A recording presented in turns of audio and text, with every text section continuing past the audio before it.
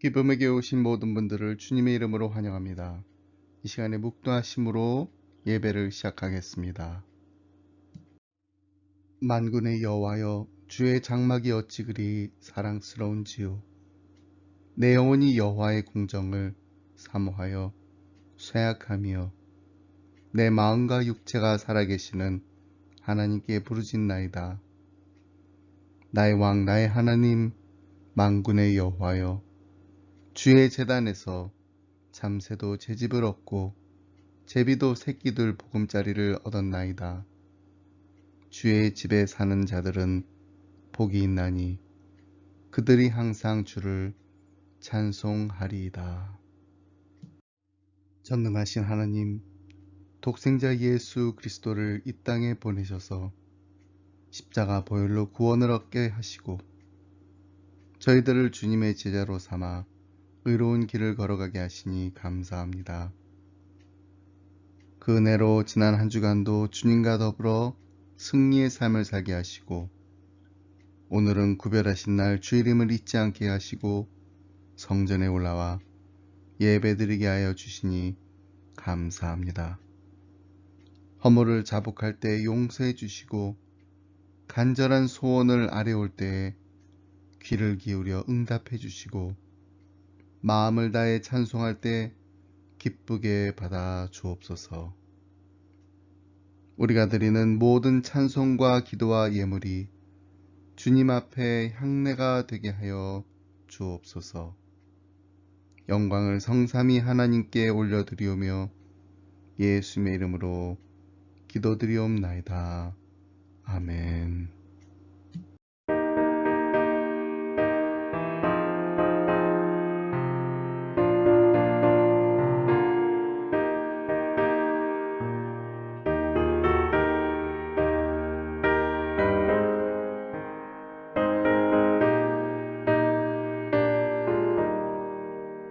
예수가 함께 계시니 시험이 오나 겁없네. 기쁨의 근원 되시는 예수를 위해 삽시다. 날마다 주를 섬기며 언제나 주를 기리고 그 사랑 안에 살면서 딴 길로 가지 맙시다. 이 세상 사는 동안에 주 이름 전파하면서 무한한 복락 주시는 예수를 위해 삽시다. 날마다 주를 섬기며 언제나 주를 기리고 그 사랑 안에 살면서 딴 길로 가지 맙시다.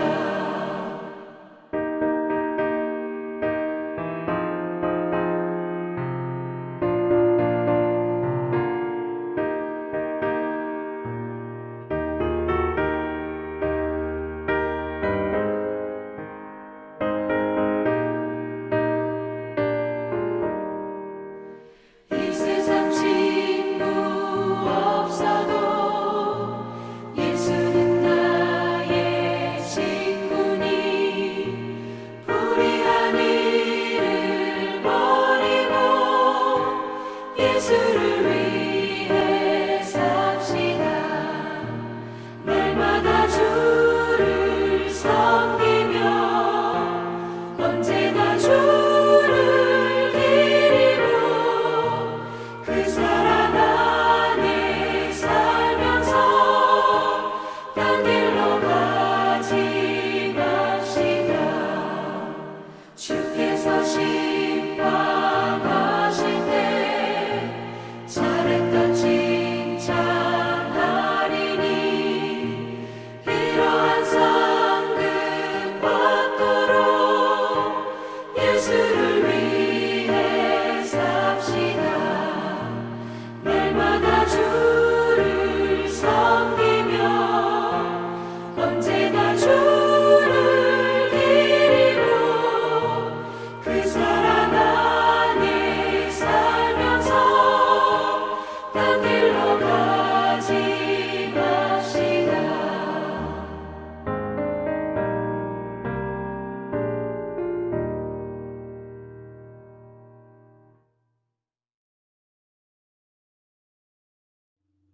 오늘 우리가 함께 나누는 말씀은 창세기 39장 1절로 6절 말씀입니다. 요셉이 이끌려 애굽에 내려가매 바로의 신하 친위 대장 애굽 사람 보디발이 그를 그리로 데려간 이스마엘 사람의 손에서 요셉을 사니라. 여호와께서 요셉과 함께 하심으로 그가 형통한 자가 되어 그의 주인 애굽 사람의 집에 있으니 그의 주인이 여호와께서 그와 함께 하심을 보며 또 여호와께서 그의 범사에 형통하게 하심을 보았더라. 요셉이 그의 주인에게 은혜를 입어 섬김에 그가 요셉을 가정 총무로 삼고 자기의 소유를 다 그의 손에 위탁하니 그가 요셉에게 자기의 집과 그의 모든 소유물을 주관하게 한 때부터 여호와께서 요셉을 위하여 그 애굽 사람의 집에 복을 내리심으로 여호와의 복이 그의 집과 밭에 있는 모든 소유에 미친지라. 주인이 그의 소유를 다 요셉의 손에 위탁하고 자기가 먹는 음식 외에는 간섭하지 아니하였더라. 요셉은 용모가 빼어나고 아름다웠더라. 아멘. 9월을 맞아 창세기 37장부터 50장까지 말씀 함께 묵상하게 됩니다. 우리가 잘 아는 야곱의 아들들 가운데 요셉의 이야기가 그 중심을 차지합니다. 하지만 이 이야기의 주인공은 요셉이 아닙니다. 요셉마저도 하나님께서 아브라함에게 주신 약속이 어떻게 야곱을 통해서 성취되는지를 보여주시기 위해 등장한 인물입니다. 그러므로 우리가 한 달 동안 창세기 말씀을 묵상하면서 끝까지 놓치지 말아야 할 인물이 바로 야곱입니다. 야곱에게 많은 자손이 태어나고 그 자손들이 400년 동안 안전하게 번성할 수 있도록 애굽의 고센 땅으로 이주하고 야곱 자신은 400년 후에 가나안을 약속의 땅으로 받을 줄 확신하여 그 땅에 자신의 시신을 묻어줄 것을 유언하고 실제 그 유언이 이루어지는 것으로 창세기가 마무리되고 있다는 사실에 주목해야 합니다. 다시 말해서 아브라함과 이삭과 야곱의 하나님께서 어떻게 요셉의 삶을 통해 아브라함과 맺으신 약속을 이루어 나가시는지를 우리가 보게 될 것입니다. 그래서 오늘 우리가 함께 읽은 창세기 39장 바로 전에 나오는 38장의 이야기가 참 중요합니다. 그런데 38장에 나오는 이야기는 Holy Bible, 성경에 기록되기에는 너무나도 거룩하지 않은, 입에 담기에도 부끄러운 불륜의 이야기입니다. 야곱의 넷째 아들이었던 유다와 며느리 다말 사이에서 아들이 태어나게 되는 이야기입니다. 유다는 가나안 사람 수아를 아내로 맞아 엘과 오난과 셀라 세 아들을 두며 단란한 가정을 꾸렸습니다. 아이들도 무탈하게 자라서 큰아들 엘이 다말과 결혼하여 가정을 이룹니다. 평범하고 평탄한 인생이었습니다. 그런데 구체적으로 어떤 죄를 지었는지 언급되어 있지 않지만 엘이 하나님께서 죽이실 만큼 심각한 죄를 지었습니다. 그리고 이 사건은 한 사람의 죽음으로 끝나지 않았습니다. 유다는 당시의 수혼제 관습대로 둘째 아들 오난에게 형수를 취하여 자식을 낳으라고 명합니다. 하지만 오난은 형수가 자식을 얻는 것이 자기에게는 이익이 될 것이 없다는 계산적 판단에서 형수와 잠자리를 하긴 하지만 자식을 낳게 하지는 않습니다. 이에 하나님께서는 가족 공동체를 돌보지 않고 자기 자신의 이익만을 생각하는 오난의 악한 마음도 징벌하셔서 그를 죽이십니다.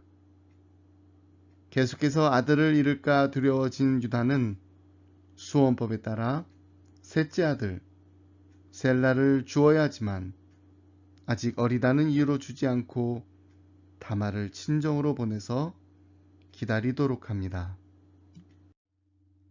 두 아들의 연속적인 죽음의 원인이 하나님 앞에서의 죄 때문임을 깨닫고 회개하며 가장으로서 집안의 죄를 속하는 길로 나아가야 할 터인데 유다는 막연히 두려워하며 이런 상황이 마치 며느리 탓인 양 여깁니다.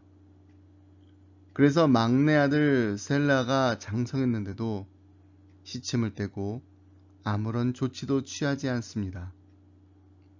이런 상황에서 다말은 행동을 시작합니다.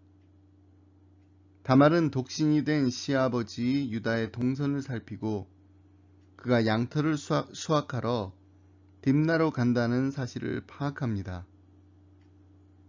그리고 그가 지나갈 길목에서 변장을 하고 기다립니다. 유다는 다말의 계략에 걸려들어 다말과 관계를 맺습니다. 시아버지를 상대로 한 다말의 속임수와 동침은 윤리적인 행동이라고 할 수 없습니다. 그러나 유다가 다말을 외면하고 무책임하게 방관하는 상황에서 죽은 남편의 대를 잇기 위해 그녀가 할 수 있는 최후의 방법이었습니다. 그런데 유다와 다말 사이의 스캔들 속에는 그들도 알지 못했던 엄청난 의미가 담겨 있었습니다. 그것은 바로 다말이 낳은 아기가 메시아의 계보를 이은 것입니다. 이 스토리의 마지막은 간결합니다. 다말이 쌍둥이를 낳는데 첫 아이의 이름이 베레스라는 것을 기록하고 있습니다. 이 아이가 하나님의 구원의 역사를 성취하시는 예수 그리스도가 나오는 계보에 나옵니다. 마태복음 1장 1절로 6절 말씀 함께 보겠습니다. 아브라함과 다윗의 자손 예수 그리스도의 계보라. 아브라함이 이삭을 낳고 이삭은 야곱을 낳고 야곱은 유다와 그의 형제들을 낳고 유다는 다말에게서 베레스와 세라를 낳고 베레스는 헤스론을 낳고 헤스론은 람을 낳고 람은 아미나답을 낳고 아미나답은 나손을 낳고 나손은 살몬을 낳고 살몬은 라합에게서 보아스를 낳고 보아스는 룻에게서 오벳을 낳고 오벳은 이새를 낳고 이새는 다윗 왕을 낳으니라. 다윗은 우리아의 아내에게서 솔로몬을 낳고. 그렇습니다. 하나님께서는 유다 집안을 그처럼 면밀하게 감찰하신 이유가 있습니다. 그것은 바로 하나님께서 유다 지파를 메시아의 계보로 삼으시려 했던 것입니다. 믿음의 족장 야곱은 이 하나님의 섭리를 임종을 앞두고 12 아들들을 향한 축복의 예언에서 밝혀주고 있습니다. 이처럼 창세기에서 중요한 비중을 차지하는 요셉의 이야기가 야곱 집안을 애굽으로 인도하여 드림으로 이스라엘 민족을 형성케 하는 섭리의 외적 과정을 보여주고 있다면 요셉의 꿈 이야기가 나오는 37장과 애굽의 노예로 팔려간 이야기로 시작하는 39장 사이에 끼워진 유다와 다말의 이야기는 역사의 표면 아래서 우리 인간들이 의식하지 못하는 가운데 진행되는 또 하나의 하나님의 계획, 메시아를 보내실 준비가 이루어지고 있음을 보여주고 있습니다. 1차적으로 37장의 요셉의 꿈은 그가 애굽의 총리가 되는 데서 성취되지만 궁극적으로는 유다의 후손으로 오신 예수님을 통하여 성취된다는 것입니다. 그리고 메시아의 계보를 이루도록 선택된 인생들의 부족한 모습들을 통해 예수 그리스도의 오심이 얼마나 자기를 낮추신 것이며 부족한 인생들과 얼마나 친밀한 사귐을 허락하셨는가를 깨닫게 하는 사건이 바로 38장의 유다 가정에서 일어난 이야기입니다. 자, 그렇다면 이제 우리 39장에 나오는 요셉의 이야기를 살펴보도록 하겠습니다. 요셉 하면 가장 먼저 떠오르는 단어가 있습니다. 그것은 바로 꿈입니다. 요셉의 꿈에 대해서는 주일학교 때부터 너무 많이 들으셔서 잘 알고 계시겠지만 다시 한번 들려드리겠습니다. 창세기 37장 6절로 11절입니다. 요셉이 그들에게 이르되 청하건대 내가 꾼 꿈을 들으시오.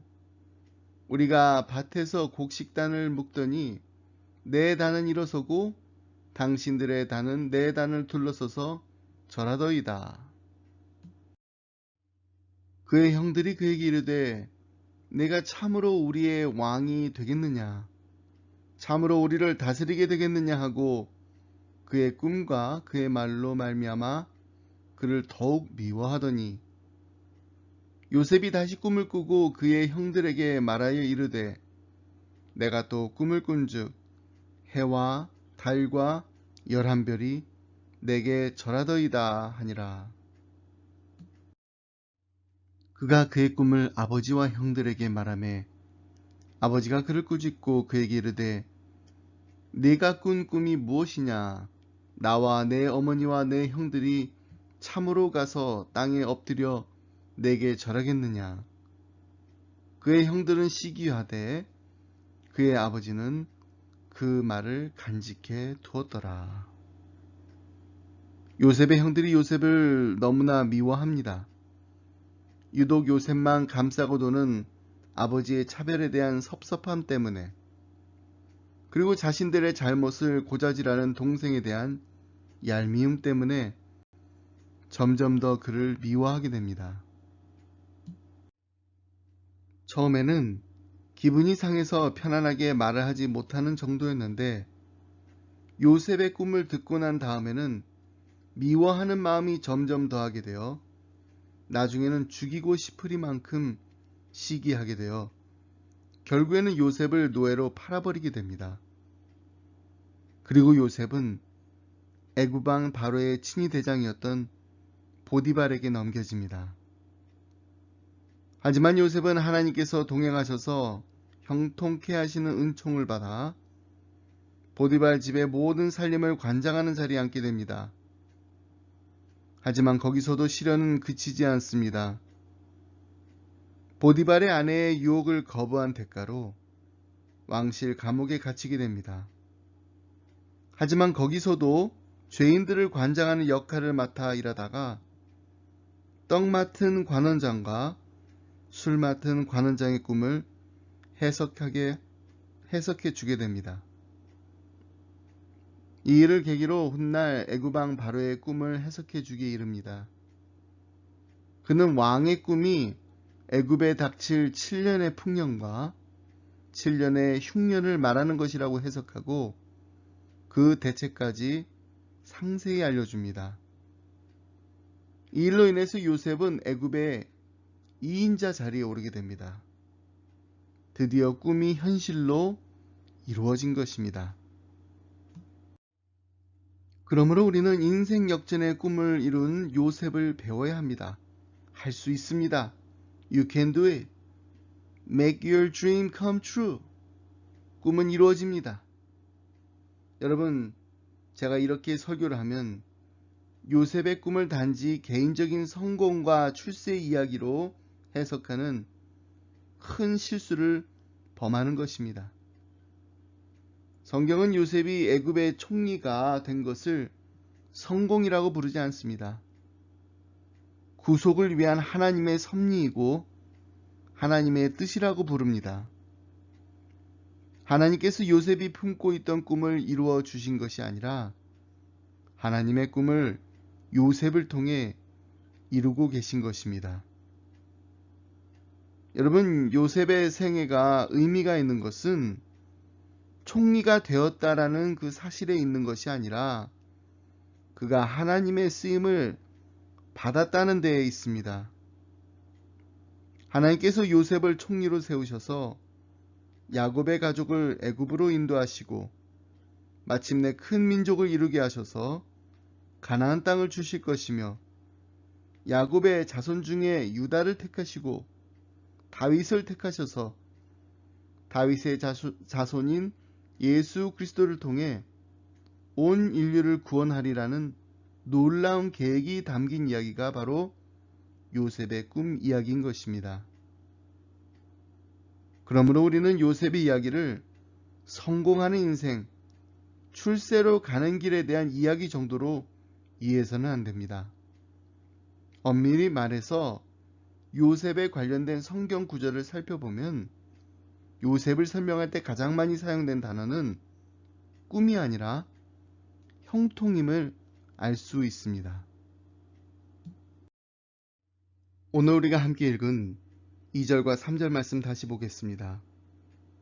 여호와께서 요셉과 함께 하심으로 그가 형통한 자가 되어 그의 주인 애굽 사람의 집에 있으니 그의 주인이 여호와께서 그와 함께 하심을 보며 또 여호와께서 그의 범사에 형통하게 하심을 보았더라.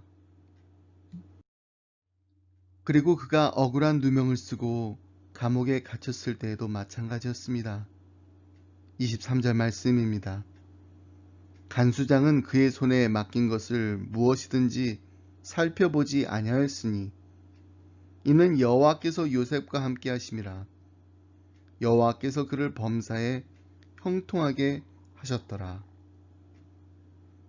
그래서 저는 요셉의 꿈 이야기를 할 때마다 이렇게 기도하라고 말씀드립니다. 하나님, 요셉과 같이 성공하게 해주시옵소서 라고 기도하기보다는 요셉이 누렸던 형통의 복을 내게도 주옵소서 라고 간구해야 합니다. 특별히 제가 돌 감사 예배를 드릴 때마다 아기를 위해서 이렇게 기도합니다. 하나님, 이 아기가 요셉과 같은 형통의 복을 누리는 인생을 살게 하여 주옵소서. 자, 그렇다면 요셉이 누렸던 형통의 복이란 과연 무엇이었을까요? 그것은 바로 하나님의 함께 하심을 경험하는 삶입니다. 방금 전에 읽었던 2절과 3절 그리고 23절 말씀 다시 보겠습니다. 여호와께서 요셉과 함께 하심으로 그가 형통한 자가 되어 그의 주인 애굽 사람의 집에 있으니 그의 주인이 여호와께서 그와 함께 하심을 보며 또 여호와께서 그의 범사에 형통하게 하심을 보았더라. 간수장은 그의 손에 맡긴 것을 무엇이든지 살펴보지 아니하였으니 이는 여호와께서 요셉과 함께 하심이라. 여호와께서 그를 범사에 형통하게 하셨더라. 하나님께서 요셉과 함께 하셨기 때문에 형통한 자가 되었다는 것입니다. 애굽 땅에 종으로 팔려온 요셉은 바로의 친위 대장 보디발의 집에 들어가게 되었습니다. 억울한 종살이가 시작되었지만 요셉은 하나님 앞에서 의로움을 지키기 위해 부단히 노력했습니다. 보디발의 아내가 계속해서 동침하자고 유혹할 때도 겉옷을 벗어버리면서 도망하기도 했습니다. 그는 항상 자신이 하나님 앞에 있음을 인식했고 하나님 앞에서 죄를 범하지 않겠다는 강력한 의지가 있었습니다. 이 때문에 뜻하지 않은 오해를 사서 감옥에 갇히기도 했습니다. 하나님께서 위대한 꿈을 주셨지만 현실은 그 꿈과는 정반대 방향으로 흘렀고 이유를 알 수 없는 요셉의 고난은 끝없이 계속되는 듯 합니다. 그런데 요셉의 고난과는 달리 하나님께서는 지속적으로 그와 함께 하셔서 어디에서나 형통케 하셨습니다. 그 형통함을 본 보디발은 요셉을 가정 총무로 삼고 모든 대소사를 맡겼습니다. 마찬가지로 요셉이 감옥에 갔을 때 간수장도 요셉을 신뢰하여 모든 일을 맡겼습니다. 요셉이 어디에 있든지 하나님께서 함께 하셔서 형통하고 복이 되었습니다. 그렇습니다. 형통함은 단순히 어떤 일을 뜻대로 잘 진행되고 있는 것을 뜻하는 것이 아니라 어디에 있든지 하나님과 동행하는 삶을 사는 것입니다. 이처럼 요셉과 같이 하나님과 동행하는 축복을 누리는 인생을 사는 사람들에게는 두 가지 특징이 있습니다. 첫 번째, 주어진 자리에서 최선을 다합니다. 오늘 본문 말씀을 보면 요셉은 아버지 야곱의 사랑과 귀여움을 독차지했던 귀한 아들의 신분에서 갑자기 애굽의 노예 신세로 전락하게 되었습니다. 대부분의 모든 사람들은 비참한 일을 갑자기 당하게 되면 쉽게 자포자기합니다. 그러나 요셉은 노예가 된 자신의 처지를 슬퍼하기보다는 그 처지에서 최선을 다하는 생활을 했습니다. 물론 노예가 된 상황에서도 성실하게 일했습니다. 3절 말씀을 보면 그의 범사에 형통하게 하심을 보았더라 해서 그의 범사로 번역된 히브리어 원문은 요셉의 손을 강조하고 있습니다. 그래서 ESV 성경을 보면 cause all that he did to succeed in his hands라고 번역합니다. 이것은 요셉이 자기에게 맡겨진 일에 대하여 최선의 열심과 충성을 다했음을 보여줍니다. 비록 노예 신분이었지만 요셉은 그런 것에 구애받지 않고 최선을 다하여 성실하게 자신에게 맡겨진 일에 집중하였습니다. 성경이 강조하는 작은 일에 충성을 다한 것입니다. 저는 개업 감사 예배를 드릴 때마다 나누는 이야기가 있습니다. 나는 정직한 자의 형통을 믿는다라는 책에 나오는 어느 설렁탕집 주인의 이야기입니다. 이분 음식점에 얼마나 손님이 많이 오는지 점심시간에 적어도 30분 이상은 줄을 서서 기다려야지 음식점 안에 들어갈 수 있다고 합니다. 이분이 아주 독실한 크리스천인데 하루는 자신이 섬기는 교회 목사님께 꼭 한번 들려달라고 부탁했습니다. 목사님, 제 자랑이 아니라 정말 저희 집 음식이 맛있어요. 저희 집 설렁탕 한번 꼭 모셔서 드셔보세요. 그러면서 자신의 음식점이 잘된 비결에 대해서 목사님께 이렇게 말을 했다고 합니다. 저는 오는 손님들마다 정말로 예수님께 대접한다는 마음으로 음식을 준비한답니다. 그렇기 때문에 양념으로 들어가는 파, 마늘, 고기뼈 전부 다 최상의 것을 사용해요. 근데 하루는 설렁탕 국물이 우러나왔는데 색깔이 노랬다고 합니다. 어떻게 된 일인가 해서 고기뼈를 주문한 곳에 전화를 했더니 배달이 잘못돼서 좋지 않은 뼈가 전해졌다고 합니다. 사장님, 정말 죄송한데요. 오늘은 그냥 커피 프림을 좀 타서 끓이시지요. 다음번에 정말 최상의 뼈를 보내드리겠습니다. 커피 프림을 타면은 색깔이 좀 뿌옇게 나오니까 그날만 그냥 임시 방편으로 그렇게 해보시라는 이야기를 듣고 이분이 어떻게 하셨을까요?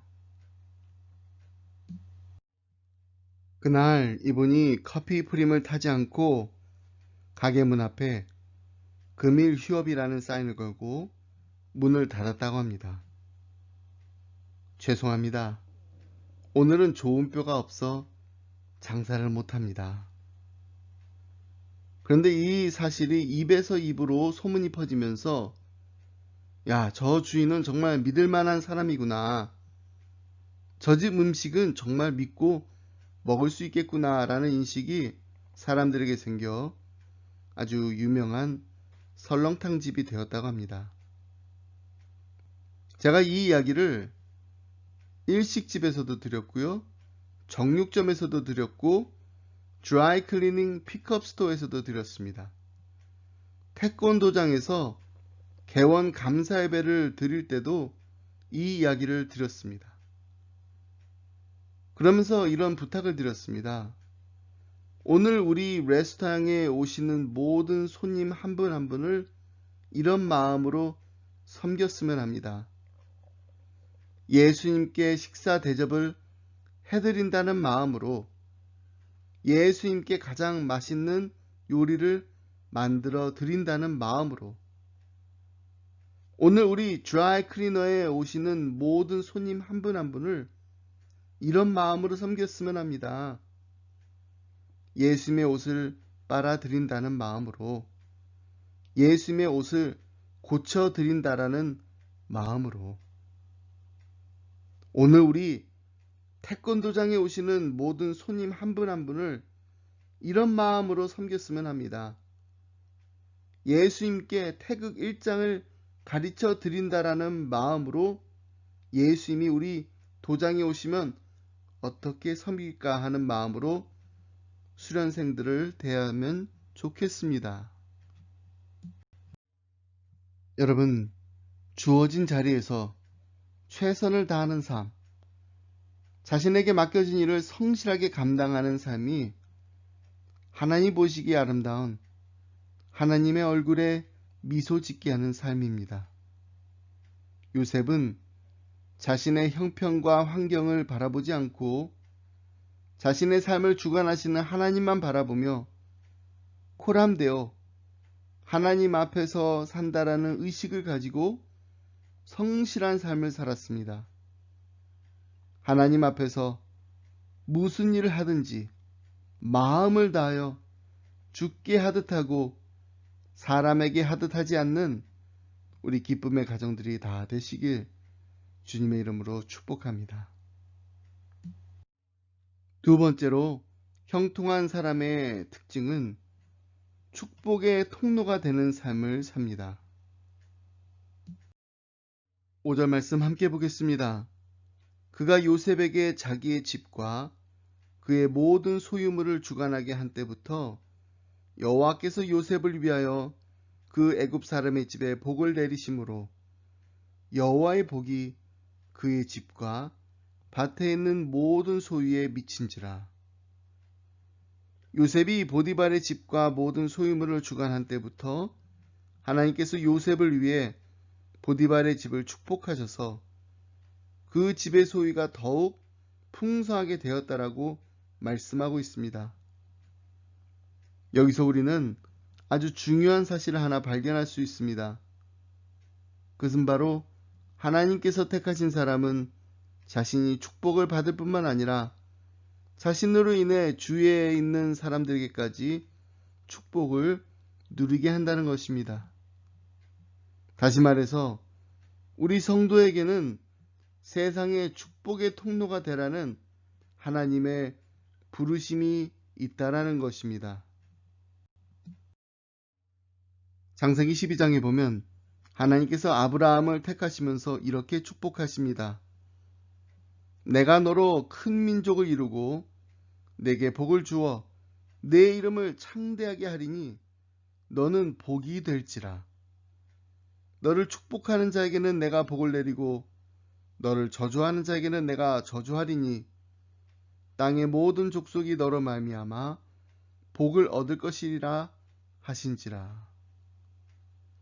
하나님께서 아브라함을 축복하신 이유는 아브라함 가문만 잘 먹고 잘 살라고 축복하신 게 아니라 모든 족속이 아브라함으로 말미암아 하나님의 축복을 누리게 하려 하심입니다.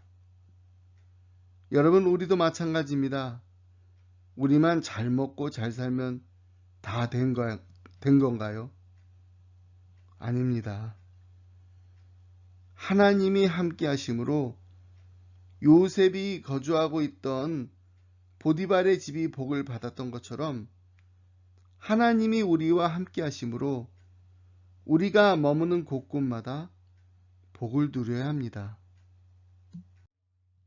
한 어머니가 가족을 위해 이런 글을 써서 냉장고에 붙였다고 합니다.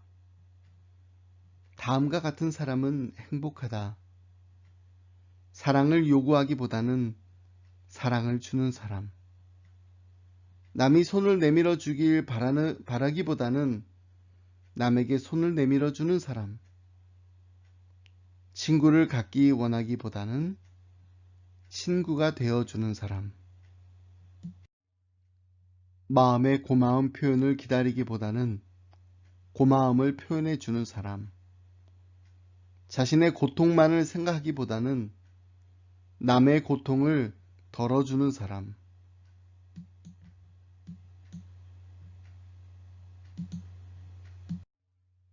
하나님, 저를 축복해 주십시오라고 기도하지 않고 하나님, 저들을 축복하여 주십시오라고 기도해 주는 사람. 남의 실수보다는 좋은 점을 생각해 주는 사람. 선행을 베풀되 기억되기를 바라지 않는 사람. 주는 이가 받는 이보다 더 행복하다는 것을 우리는 살아가면서 나이가 들어가면서 깨닫게 됩니다. 하나님 앞에서 우리 자신을 온전히 드려 하나님의 일에 귀하게 쓰임받고 주위 사람들에게 아낌없이 베풀며 사는 섬기는 인생, 나누는 인생을 사는 우리 기쁨의 성도님들이 다 되시길 주님의 이름으로 축복합니다. 말씀했습니다. 코로나19로 인해 사회적 격리 기간에도 이웃을 돕고 감사를 표현하는 여러 미담들을 종종 접하게 됩니다. 그 중에서 오늘은 영국 링컨셔주의 웨스턴 초등학교의 제인 폴스 선생님을 소개해 드리려고 합니다. 지난 봄학기 4월에 올라온 인터넷 기사를 보니까 이 선생님이 매일 아침 5마일을 걸어서 자가 격리 중인 학생들을 위해 78개의 도시락을 배달하는 사진이 올라왔습니다. 아이들이 혹시 식사를 거를까봐 자신이 도울 수 있는 일을 찾아 나선 것입니다. 그는 한 인터뷰에서 이렇게 말했습니다. 배달하면서 면역력이 약한 아이들의 건강을 확인할 수 있습니다. 우리는 아이들이 집 밖을 나오기를 원치 않습니다. 거리에 사람이 적을수록 코로나 바이러스도 적어질 것이기 때문입니다. 그래서 제인 선생님은 아이들의 집에 방문해서 문을 두드리고는 정원에서 기다린다고 합니다. 그리고 아이들이 잘 지내고 있는지 확인하고서는 다음 집을 향해 걸어갑니다. 저는 이런 분들의 이야기를 들을 때마다 참 많은 도전을 받습니다. 주어진 자리에서 축복의 통로가 되는 삶을 산다는 것이 얼마나 귀하고 아름다운 일인지 모릅니다.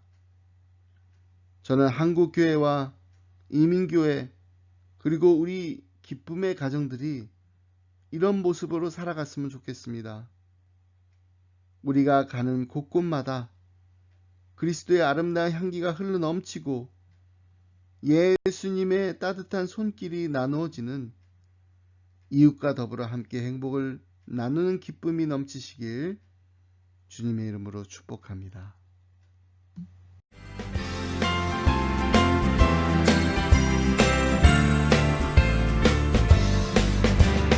너는 담장 너머로 뻗은 나무 가지에 푸른 열매처럼 하나님의 귀한 축복이 삶에 가득히 넘쳐날 거야.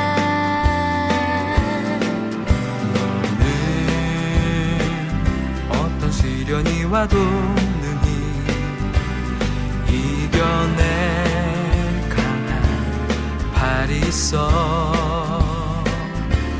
전능하신 하나님께서 너와 언제나 함께 하시니.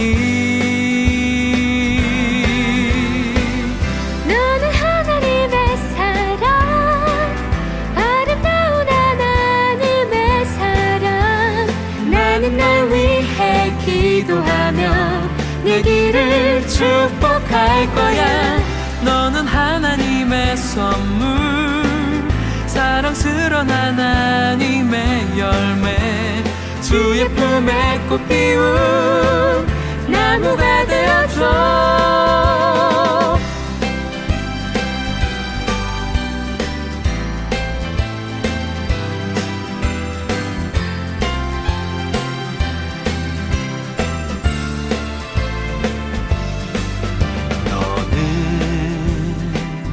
담장 너머로 뻗은 나무, 가지에 푸른 열매처럼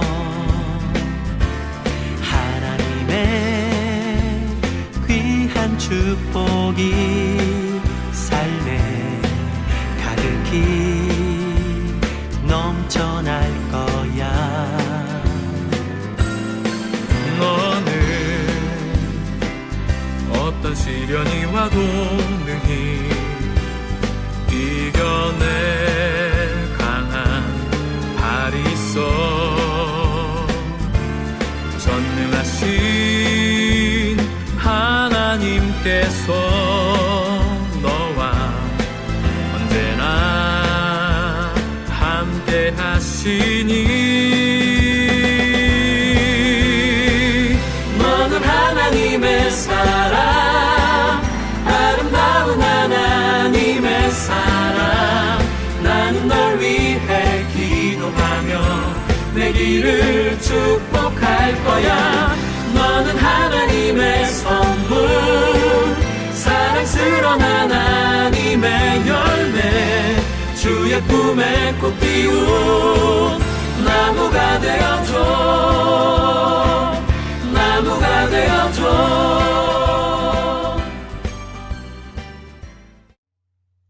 이제는 우리 주 예수 그리스도의 은혜와 하나님 아버지의 그 크신 사랑과 성령님의 감동감화 교통하심이, 하나님, 우리도 요셉처럼 형통한 삶을 살기 원합니다. 주어진 자리에서 최선을 다해 삶으로 하나님께 영광 돌리기 원합니다. 하나님, 날마다 우리의 삶 가운데서 주어진 자리에서 최선을 다하여 많은 사람들에게 주님의 사랑과 축복을 나누는 축복의 통로가 되게 하여 주시옵소서.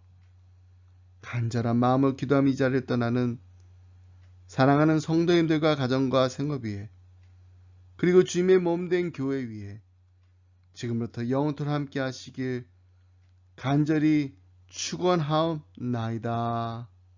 아멘.